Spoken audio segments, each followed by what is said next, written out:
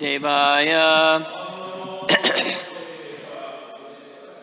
We'll chant together text 49, Canto 10, Chapter 50. Iti samantraya Bhagavan Durgam Dvadasha Yojanam Atak Samudre Nagaram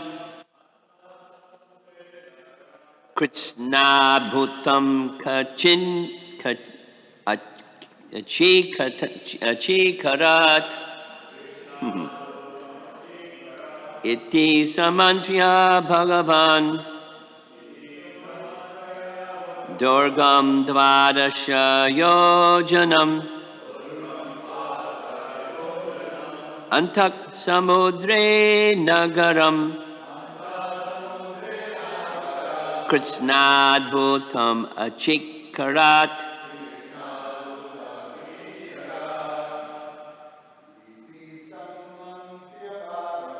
Iti Samantriya Bhagavan Durgam Dvadasha Yojanam Antak Samudre Nagaram Kritsnad Bhutam Achikarat Iti Samantriya Bhagavan Durgam Dvadasha Yojanam Atak Samudre Nagaram Kritsnad Bhutam Achikarat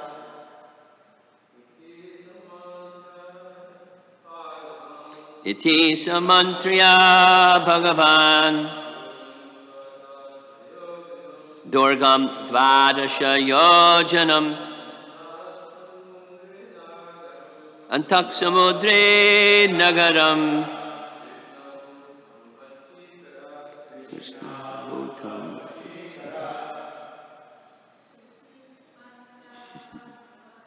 Iti Samantriya Bhagavan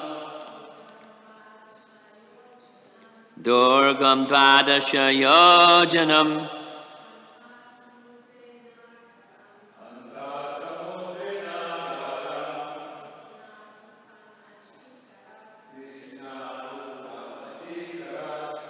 Iti. Thus, Samantriya, consulting Bhagavan, the Supreme Personality of Godhead, Durgam, a fortress, Dvadasha Yojanam, 12 yojanas, about 100 miles. Attaha, within, Samudre, the sea, Nagaram, a city, Kritsna, with everything, Adbhutam, wonderful, Achikarat, he had made. After thus discussing the matter with Balaram, the Supreme Personality of Godhead had a fortress, 12 yojanas in circumference, built within the sea. Inside that fort, he had a city built containing all kinds of wonderful things. So I have the commentary from our acharyas. I'm going to just cover a few things and we'll go on to the next description of Dwarka. 12 yojanas in the BBT, word for word, around 100 miles, or about 100 miles. Commonly, at least Shadaputa writes, and Prabhupada writes, 1 yojana is about 8 miles. And even more specifically, rounded out, it comes closer to 8.5. But 8 times 12 is about 100. And that's the circumference. We're going to hear shortly what the diameter was. So it apparently, like a circular, Durga, we know who Durga is, but Durga means fort or fortress. So the material world is overseen by Durga, and then this other Durga is a transcendental city.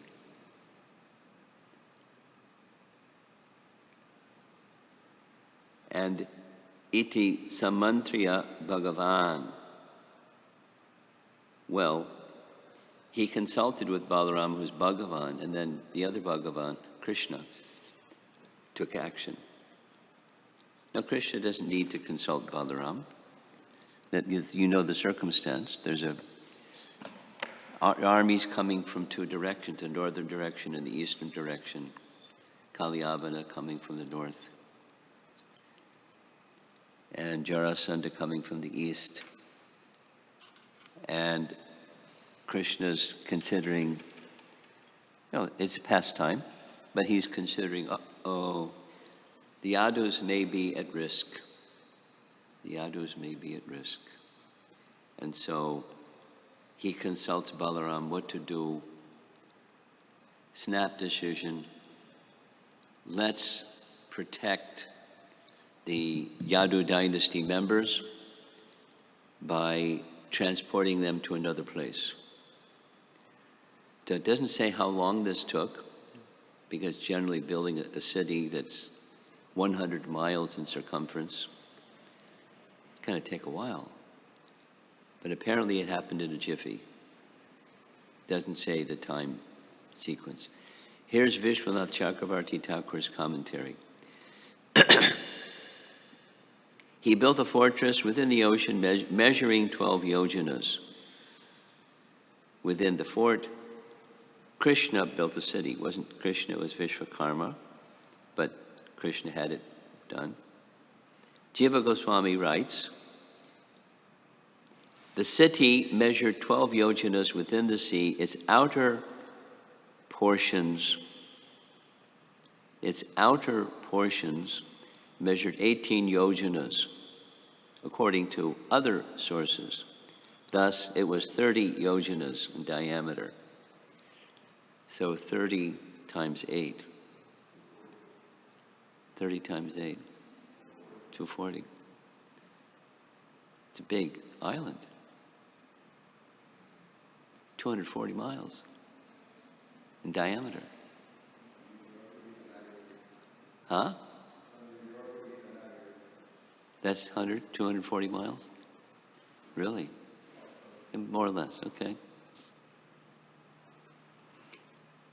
Jiva Goswami continues, he had Vishvakarma make the city, in which all objects were astonishing. That's this Adbhuta.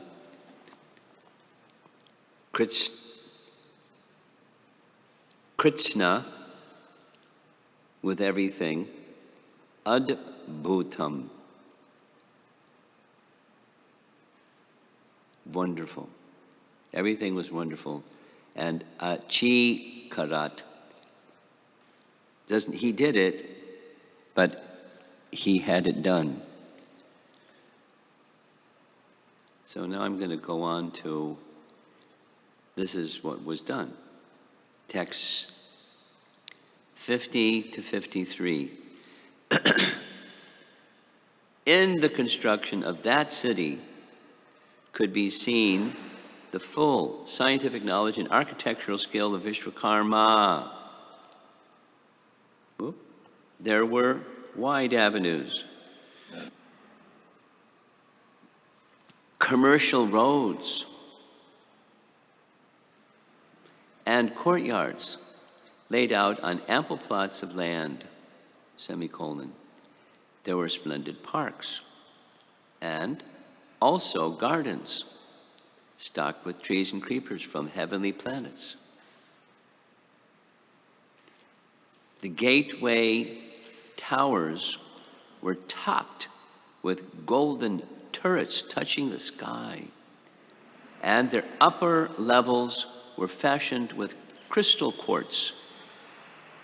The gold-covered houses were adorned in front with golden pots and on top with jeweled roofs. And their floors were inlaid with precious emeralds. Beside the houses stood treasury buildings, warehouses, stables for fine horses, all built of silver and brass. Each residence had a watchtower and also a temple for its household deity. Filled with citizens of the four social orders, the city was especially beautified by the palaces of Sri Krishna, the Lord of the Yadus. Now, he hasn't married yet. He doesn't have queens and whole thing going on. Doesn't give detail. And the BBT purport reads, Srila Sridhar Swami explains that the state highways, that's the wide avenues, were in front and the secondary roads behind. Doesn't say in front of what and behind what. And between them were courtyards.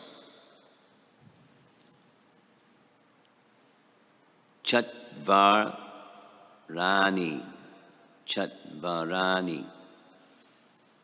courtyards. Within these courtyards were surrounding walls. And within the walls stood golden residences, atop which shone crystal watchtowers crowned with golden pots. Thus, the buildings were multi-storied. The word vastu indicate that the houses and buildings were constructed on ample plots of land with plenty of room for green areas. Here's additional. Vishwanath Chakravarti Thakur writes, in that city was seen the knowledge of Vishwakarma, manifest as his skill in architecture. This is described in 3.5 verses. It was constructed with main roads, side roads, yards, and houses, not extending beyond their designated areas. There were stables of silver, brass, and iron, and houses with golden kalashas and spires of rubies and other jewels. It had temples and towers. The city became especially beautiful with the residence of Krishna, Yadudeva. Now again, he hasn't moved there yet, what to speak of married. But Jiva Goswami writes, these verses show the astonishing objects of the city. For certain, one could see that the knowledge and skill of craftsmanship of Vishwakarma, it reached its height in this city since he attained the highest abilities by the mercy of the Lord. The buildings such as stables are described with their ornaments. The udyanas had mainly flowers, and the upavanas had mainly fruit. The stables are made of brass and iron. The city was filled with people of the four varnas. Yadu-Deva refers to Krishna, Balaram, Vasudeva, Ugrasena, and others. So the living quarters of not just Krishna, but living quarters of all the Yadu Devas. The living quarters should be understood as follows. Paragraph. It was surrounded by the sea. To create obstacles, there were then moats. The interior to this, there was seawater bordered by land on the four sides of the city for recreation.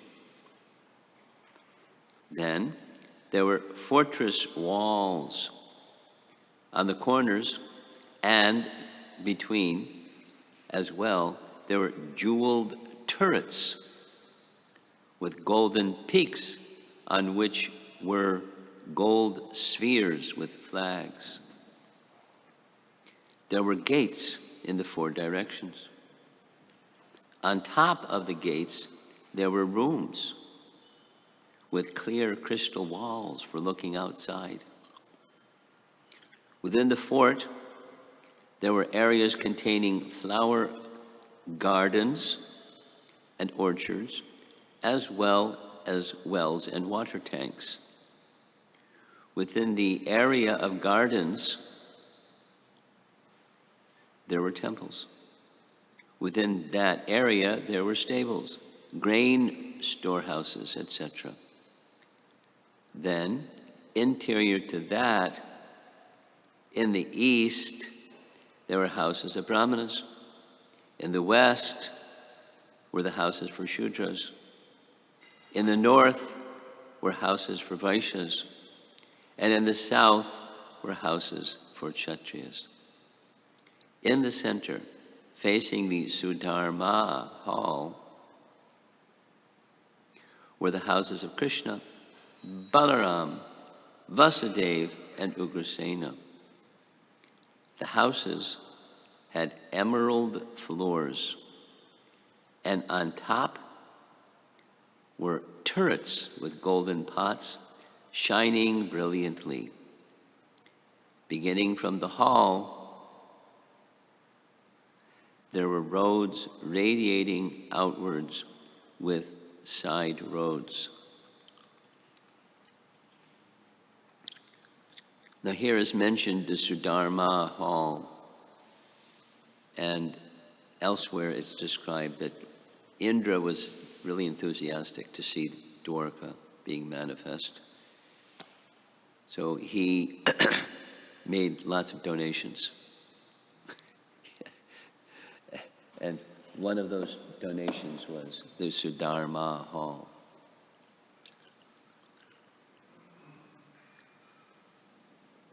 Now there's other descriptions that when Krishna, at the request of Indra to get help, this is chronologically much later,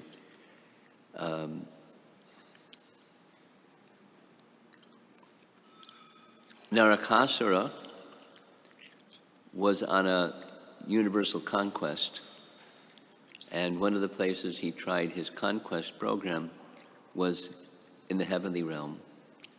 And he defeated the demigods, and he stole many things. One of those celebrated many things was the earrings of Aditi. Doesn't say how he did it, but it just says he did it.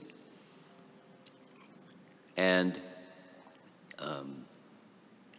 some items belonging to Varuna and many other things. So Indra approached Krishna and asked Krishna to help. This is when Krishna's in Dwarka.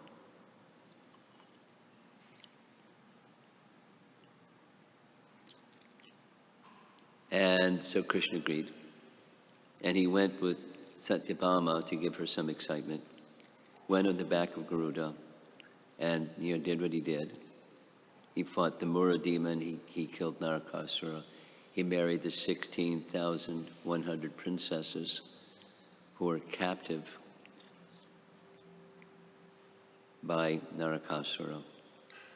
And then Krishna went back to the heavenly realm with Satyabhama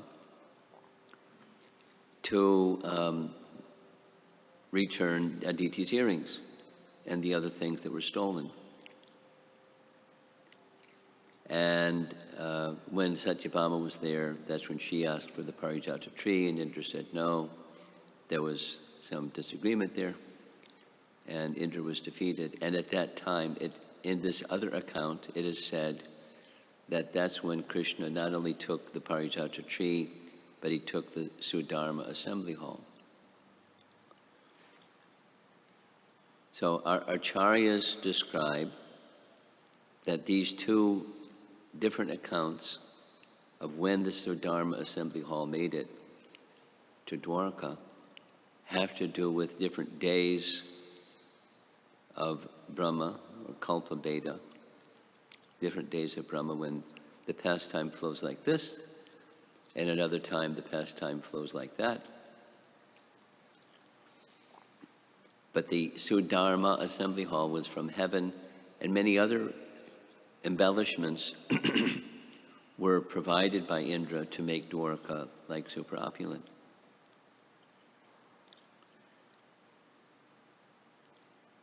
Now, because soon is coming Krishna Janmashtami, it's appropriate or suitable that we can also consider that Krishna doesn't appear, yet he appears. He's unborn, but he's born. There's like a lot of discussion about that in relation to Queen Kunti's prayers, the unborn is born, etc. And different people have different ways of understanding that. Kunti lists some of them. Similarly, Dwarka is constructed, yet is eternal. We should understand the abode of the Dham of the Supreme Lord is eternal. Dwarka is eternal, yet Dwarka was constructed. And the service of constructing was given to Vishwakarma, and the circumstances, what we already said. Two armies coming in two different, massive armies coming from two different directions. So orchestrated by Krishna to establish the next segment of his pastimes, from Krishna to Mathura, from Mathura to Dwarka. And of course, these are expansions of Krishna. The Vasudeva Krishna is Krishna's expansion, from whom the original Swayam Bhagavan Krishna, all things come, including Vasudeva Krishna. But so that's a detail. Krishna's Krishna. And Krishna in Dwaraka is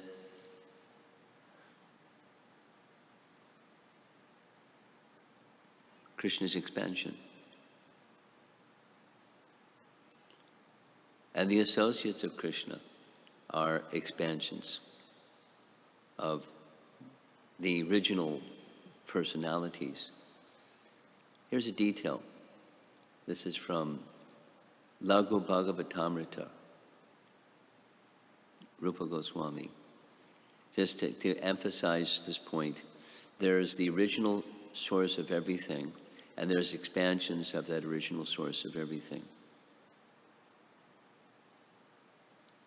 So we'll speak about Balaram, and then we'll speak about Krishna, because they're eternally associated with one another. As we know, with Krishna Janmashtami, it was said at the time of the marriage of Devaki with Vasudeva, and Devaki's cousin brother, Kamsa was taking Devaki to her next home. A voice from the sky, the eighth child of Devaki will kill you, so he wanted to kill Devaki before that eighth child was born. Vasudeva convinced him, I'll give you all the children.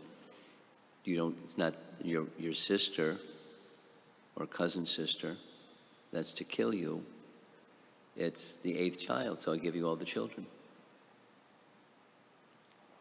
So when the 7th child was conceived in the womb of Devaki, that's when Krishna arranged for Yogamaya to transfer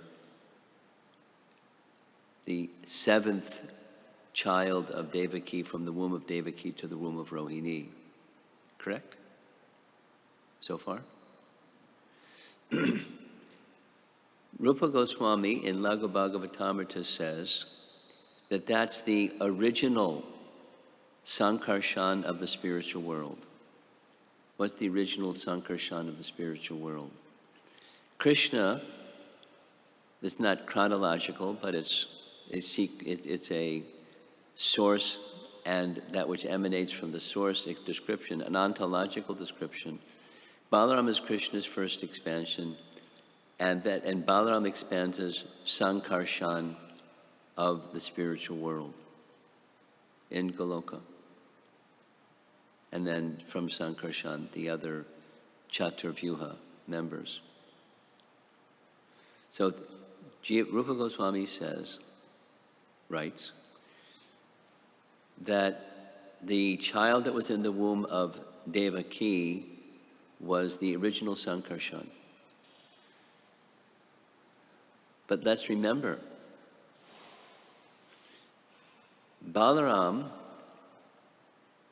was already in the womb of Revati.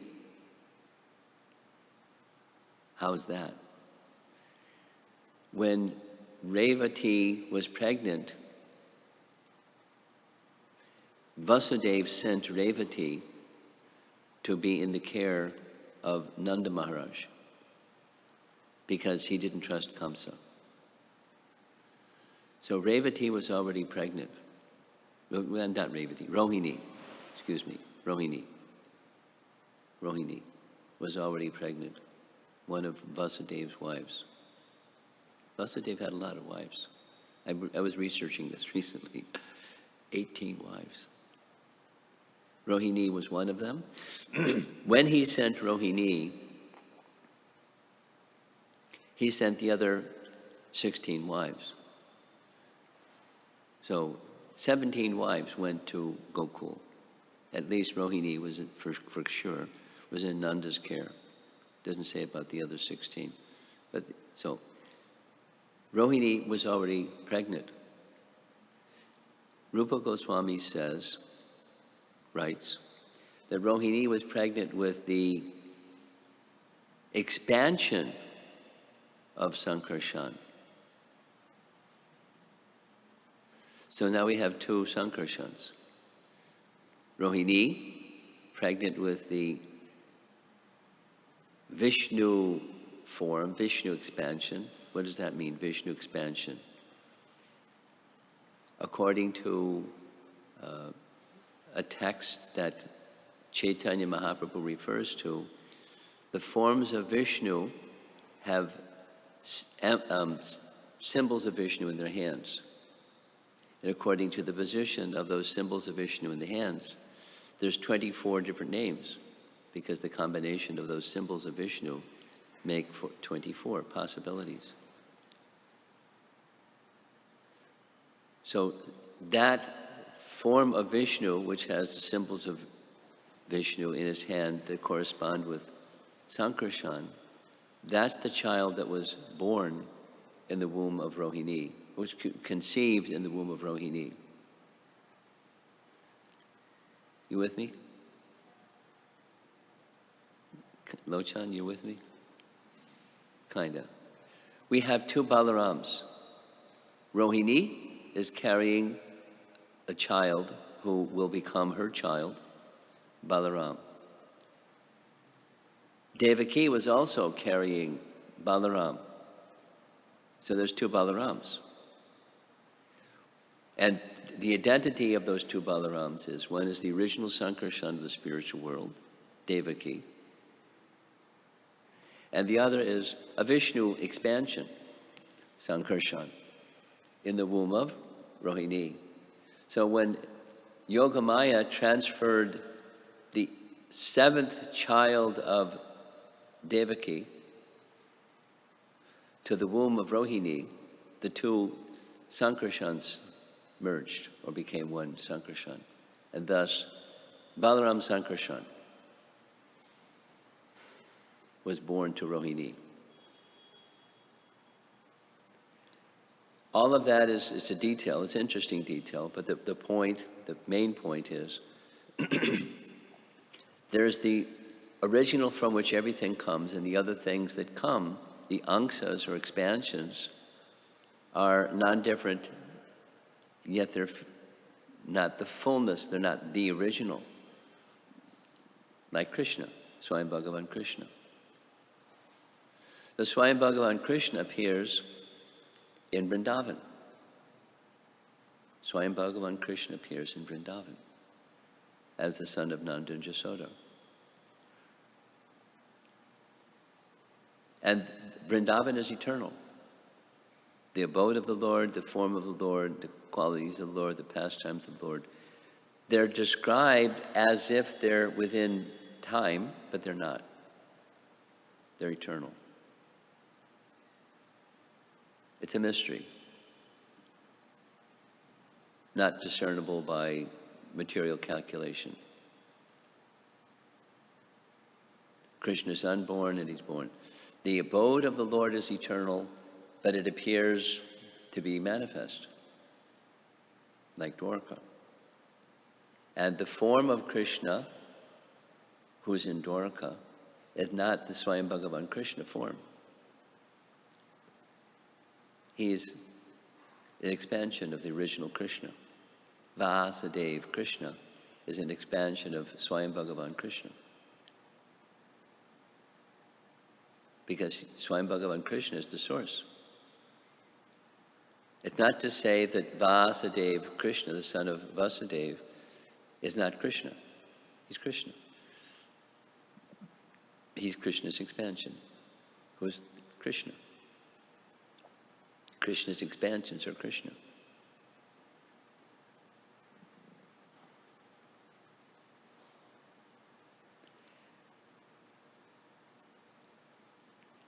There, in one of, I recently was reading, became acquainted with a writing of Raghunath Das Goswami, where he expresses in an extreme way his attachment to Radha and Krishna in Vrindavan, and particularly his attachment to Srimati Radharani in his spiritual identity, particularly attached to Srimati Radharani.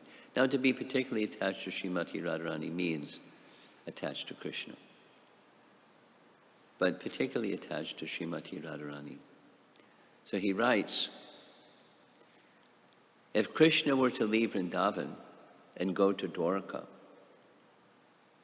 now he expands, but if Krishna leaves Vrindavan and goes to Dwarka and gives me a personal invitation to come be with him in Dwarka, I wouldn't go.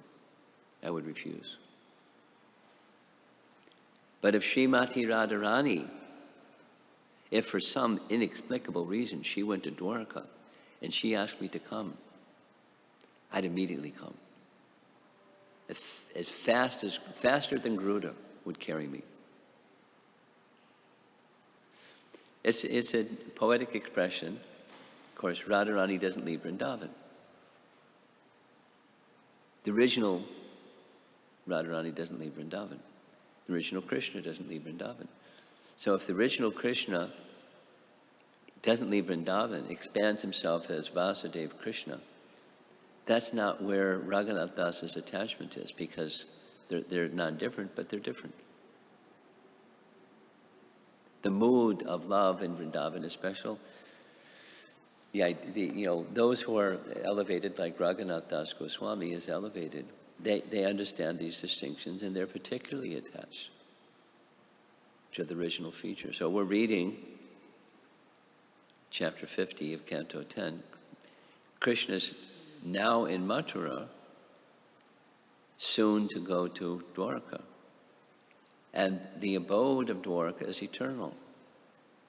I mean, it's eternal in the sense that it's eternally existing. It's not manifest in time. But the Leela shows manifesting in time, and the Leela also shows withdrawing of the whole massive city.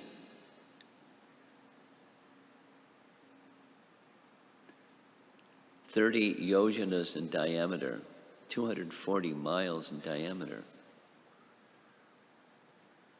and nearly 100 miles in circumference." And then one more thing. Even if you were to calculate within that dimension, worldly dimension, it's still, the math doesn't work. Mathematically, how many palaces and how much space did those palaces occupy? And what to speak of the palaces of Krishna, all the other residences of everybody else? How many everybody else's were there? I forget the number. There's a verse in the Bhagavatam stated by Shukadeva Goswami that just Ugrasena himself, one of the Yadu Devas, is the king, Ugrasena. He had how many bodyguards? Do you remember? Sunila Madhava? 10 million, something like that, bodyguards. That's a lot of bodyguards. And then they have wives, and they have families, and they have homes, and they have servants, and they have, how's all that going to fit into Dwarka? The numbers don't work. So worldly people will just, dismiss it. But Shukadeva Goswami is not interested in fantasy. It's not Harry Potter. It's, it's transcendental reality. So there's dimensions given, just like there's dimensions of the soul, 1/10,000th the tip of a hair. We heard that so many times. But you can't give a material measurement. Or the super soul is the size of the thumb. But there's no material dimension of things that are spiritual. So this is a spiritual place. And so there's dimensions for worldly inspection. But even the worldly inspection, the numbers don't work. It's a spiritual place. And within that spiritual place, this is the key to understanding the mystery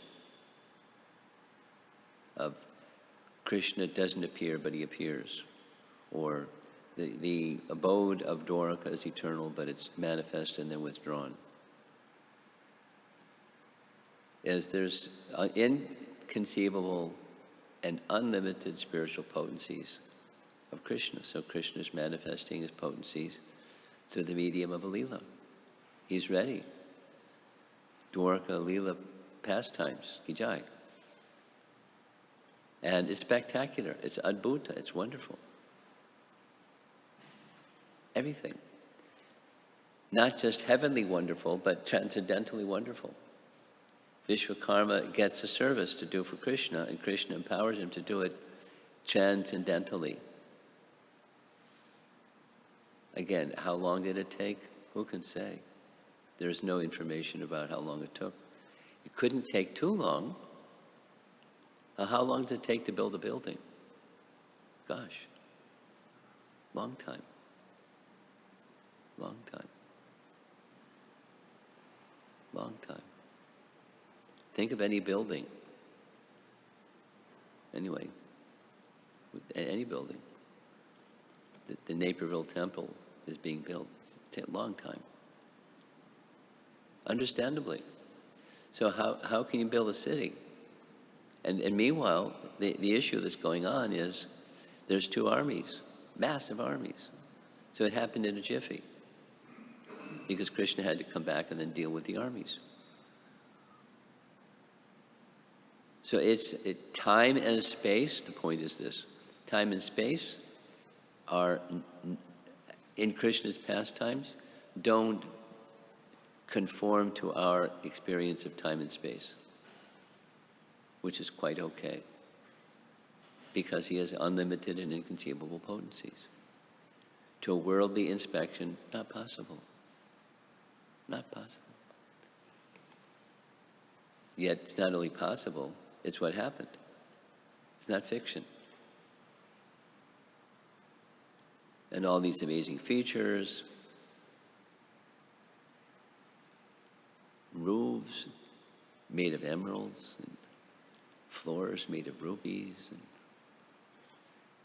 stables for horses made of silver.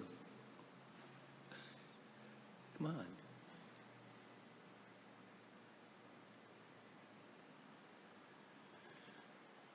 But Krishna is the source of everything, no problem.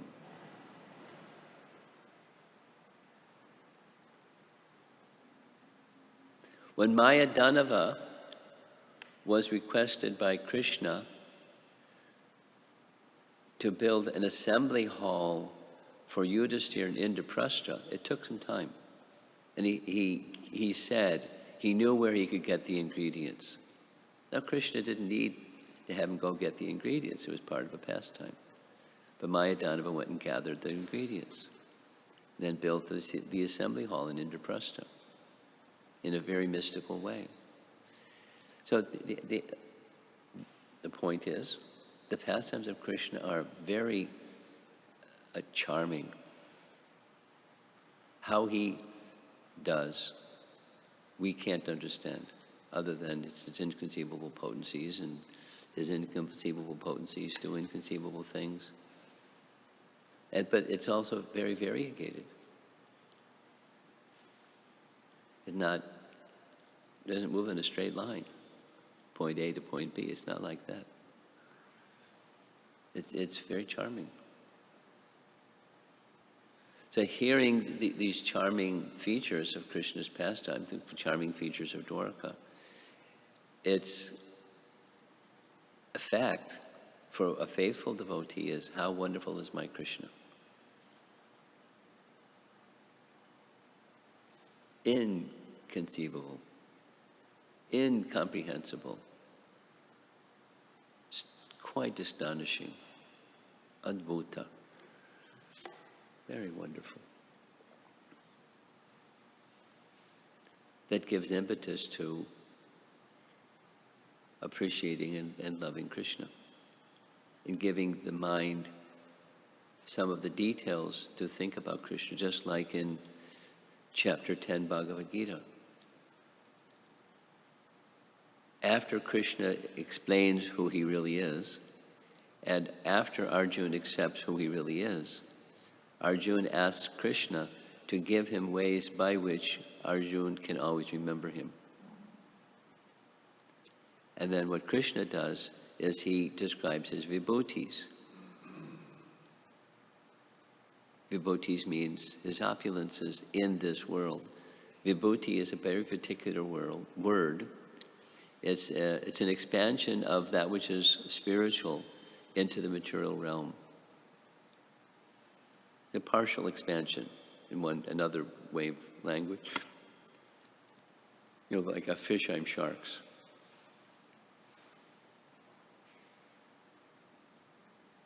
Or of lust, I am Kandarpa, the demigod in the heavenly realm. Kandarpa is a vibhuti. And it's a way to remember Krishna. So what to speak of remembering Krishna through his vibhutis? This is Krishna's abode. This isn't just a vibhuti. This is the all opulence. We're hearing a description of Krishna's eternal abode being manifest as a service by Vishwakarma, so that Krishna can go enjoy another set of pastimes with another set of devotees. Because their devotees are all variegated, just as Krishna is complete. Is there something missing within Krishna? No. And so there are devotees that have different devotees, not just material people, but devotees that have different moods of love. So Krishna is facilitating their mood of love in this world through his pastimes. How wonderful is Krishna.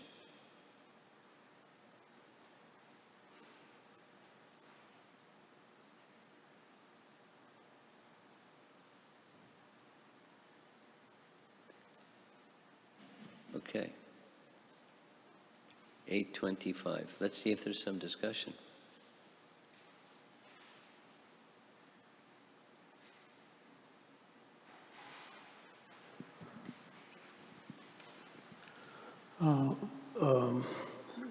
My mind is going.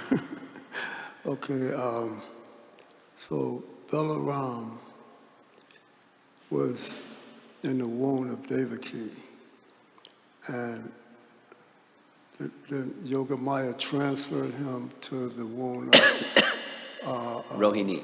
Rohini. But when that transfer was synchronized, it wasn't Balaram. That's what you're saying? What was the last part? Huh? Say the last part again clearer. You said that it was expansion of Balaram Yes. that was transferred to. More precisely, the original Balaram was transferred to an expansion, to merge together with an expansion of the original Balaram. The original Balaram was in the womb of Devaki, and the expansion of Balaram was already within the womb of Rohini.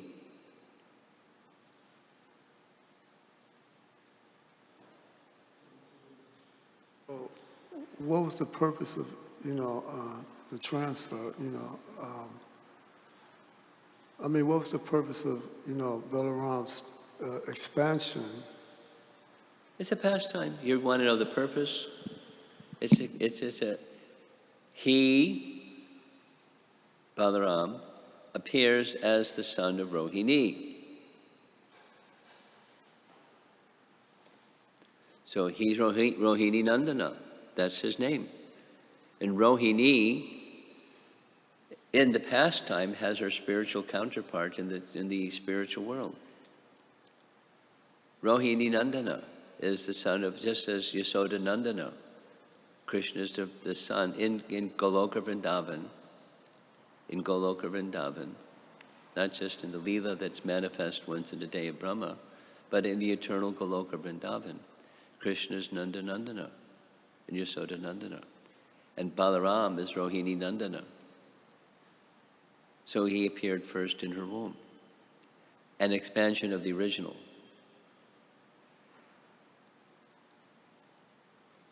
Because the pastimes here are an extension of the eternal pastime. They're displayed here for the vision and audition of those of us in this world. And it's pretty attractive. I mean, it's mysterious. So your question is, what was the purpose? It's just his pastime. What's the purpose of a pastime? Well, behind a pastime, what's the purpose? Krishna's pleasure. You could say enjoying, but Krishna is enjoying. Balaram does what Krishna enjoys.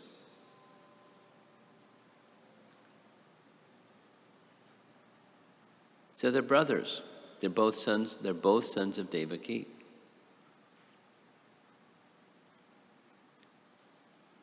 And Rohini has some service too.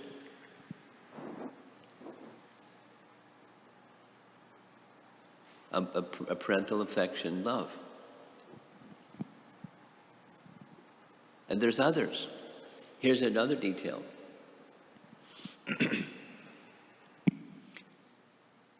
How many wives did Vasudeva had? He had 18 wives. The two principal ones, Devaki, Rohini. That means there's 16 others. Those 16 others had affection, parental affection for both Krishna and Balaram. Although neither Krishna nor Balaram appeared as their son. So there's differences of love, even within parental affection. And one can assume those 16 are also diverse in their relationship. The details I'm unaware of, maybe written somewhere. But the principle is there's varieties of love. So, the purpose is loving pastimes with Krishna's devotees or with Rohini, so she could have that motherly affection. And just, it fits with the pastime. She was pregnant. For her protection, she was sent to the care of Nanda. So she, Rohini, being in Vrindavan, could experience all of Vrindavan's pastimes with Krishna and Balaram. When Krishna and Balaram left,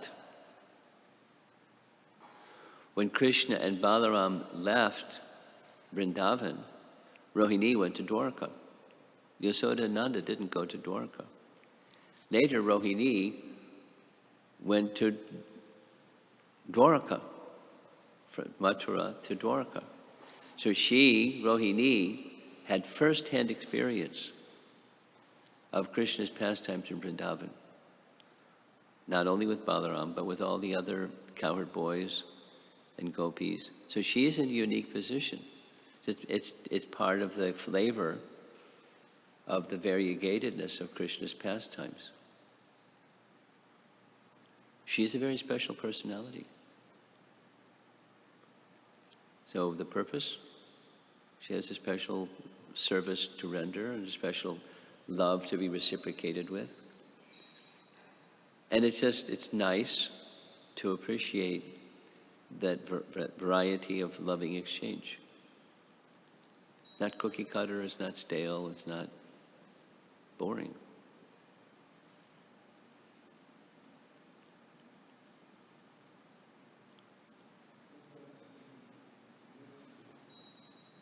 Sometimes you can't mentally figure it out, but then you start to feel it, feel the pastimes, the energy from that, Just by hearing. Subal. Thank you, Guru Maharaj. On the same subject, when Krishna and Balaram were taken by Akrura, they enter in the Yamuna, and then we know that Vasudeva, Krishna, and Anantashesha was witnessed by Akrura. Now, we know that Krishna doesn't live in Vrindavan, but Vasudeva lives in Vrindavan. Question is, is there Balaram, Vrindavan Balaram, like we worship Krishna Balaram in Vrindavan. Yeah. Is there a feature, is that original feature of Balaram similar than Krishna, stays in Vrindavan and then something? The detail I've not read anywhere, but in principle, sure. He's eternally in Vrindavan as Krishna is eternally in Vrindavan. As Nanda and Yasoda are eternally in Vrindavan. And when the pastime is that Krishna and Balaram leave, then it's an expansion of Balaram that leaves. So the Sankarshan feature leaves. So when we say the original Sankarshan, that's Balaram. Yes. And that's possibly the Vrindavan Balaram that stay. Yeah. It's fascinating, isn't it? Yeah, it's beautiful. And then also very interesting that you mentioned that Rohini is more, she's a Dwarka Vasi. So different than Yasoda. She resided in Dwarka just as Krishna resided in all three places. She resided in all three places. So we don't hear much about this feature, that feature, and the other feature of Rohini, but we can understand the principle, same principle applies.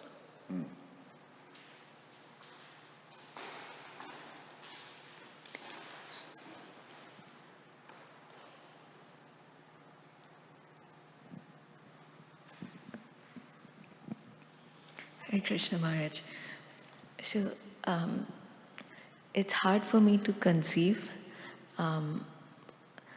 It's easier for me to conceive that, there can be expansions of Krishna and Balaram, but it's harder for me to conceive that in the pastimes of Chaitanya Charitamrita, like Advaita Acharya is Mahavishnu and Sadashiva together. Like it's one person with two personalities, or like expansions of two personalities in one person. So, if you could say something about it. Yeah, yes, it's difficult to understand. And one of the ways of understanding that makes it a little easier to understand is expansions or vibhutis, partial expansions or vibhutis, because Mahavishnu is a kala expansion of the original, Swayam Bhagavan Krishna. So then that Mahavishnu, who's a kala, can have his expansions.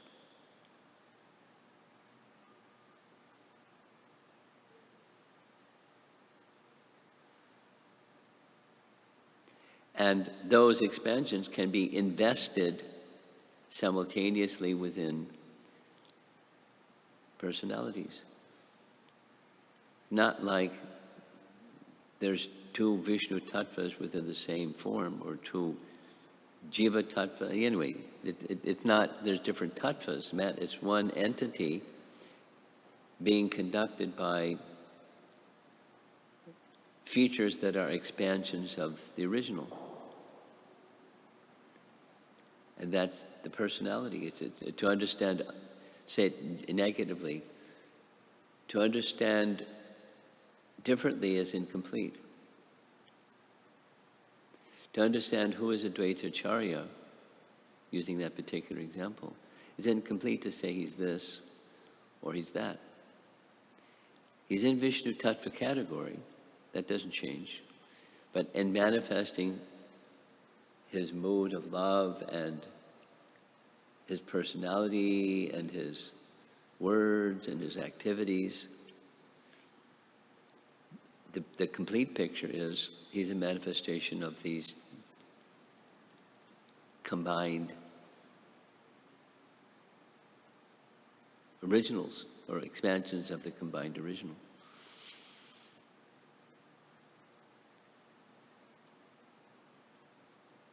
The term vibhuti works for jivas, and for Vishnu Tattva, the better word than vibhuti is angsas, or expansions. So one entity can be embodying simultaneously two different features of those angsas. It's higher technology for sure. But it's an incomplete understanding without the combination of.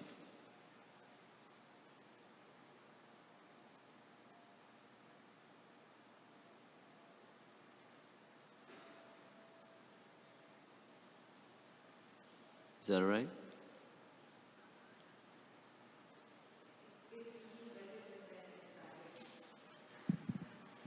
What? I feel my understanding is a little bit better than where I started. Um, so Sadashiva's vibhutis are also simultaneously manifest in Who? Sadashiva's vibhutis are also simultaneously manifest in Advaita Acharya. I'm not following. You following what she's saying? She said that in the case of Advaita Acharya, Sadashiva's vibhutis are also manifest. Yeah. Yeah. Yes, correct. And how? Voila. And if it's voila, it doesn't mean it can't be something else in addition.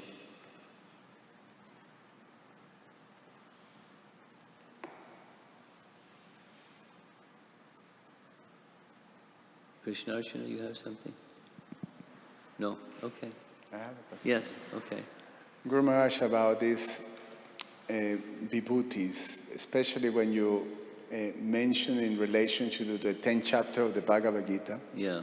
Krishna explains, and you mentioned something that, it captured my attention, that Krishna, the vibhutis is like a spiritual energy manifested in them. It's not just spiritual energy, but spiritual personality.